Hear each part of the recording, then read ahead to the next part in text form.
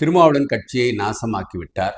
OPS எப்படியோ அதே தான் திருமாவளவன். நாசமாய் போய் ஏதோ எனக்கு துண்டுகள் போடுங்க அது போதும் அப்படின்னு நினச்சிட்டு அவங்க 2 பேரும் ஒரு நல்ல தலைவர்களை தமிழகம் இழந்துட்டோம். இதுக்கு ஸ்டாலினோட தலைமையில் இருக்கிற திராவிட முன்னேற்ற கழகம் தான் பொறுப்பு. எப்படி இருந்தாலும் இங்கே வாங்க வாங்க வாங்கன்னு சொல்லி செய்கிறது அந்தந்த கட்சி தலைவர்கள் உண்மையான அவங்களோட பணியை செய்ய விடாமல் அவங்கள ஆஃப் பண்ணுறதுக்கு இது ஒரு வாய்ப்பாக உருவாக்கியிருக்குங்க. சீமானியும் சேர்த்துக்கோங்க, இல்லை விஜயையும் சேர்த்துக்கோங்க. இவங்க 2 பேரும் ஒரு மாதிரி சிறப்பாக இளைஞர்களை முன்னெடுத்தி கொண்டு போயிட்டுருக்குறாங்க. அது உங்களுக்கு பிடிக்கல. ஆனால் ஓபிஎஸ்ஸு, திருமாவளவன், வைகோ, கமலஹாசன் இவங்க எல்லாரையும் பணம் கொடுத்து விலைக்கு வாங்கி வச்சுக்கிட்டீங்க. இது தமிழ்நாடோட திராவிட முன்னேற்ற கழகத்துக்கு ஒரு அவமானம். இந்த மாதிரி அவமான செயல் இன்னும் பல நடக்கும்.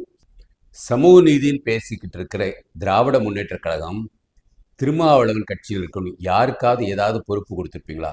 இல்லை தாழ்த்தப்பட்ட சமுதாயத்துக்காக அவங்க ஏதாவது செய்யறதுக்கு ஏதாவது ஊக்கம் வச்சிருக்கீங்களா? ஒன்றும் கிடையாது. திருமாவளவனே ஆஃப் பண்ணி விட்டுட்டீங்க. எவ்வளோ பெரிய அநீதி. இன்னொன்று, திராவிட முன்னேற்ற கழகத்தில் எவ்வளோ தலைவர்கள் இருக்காங்க, அது எல்லாத்தையும் விட்டுட்டு உங்கள் பையனை கொண்டு அவனை அடுத்த வாரிசாக கொண்டு வந்துருக்கீங்க திராவிட முன்னேற்ற கழகத்திற்கு.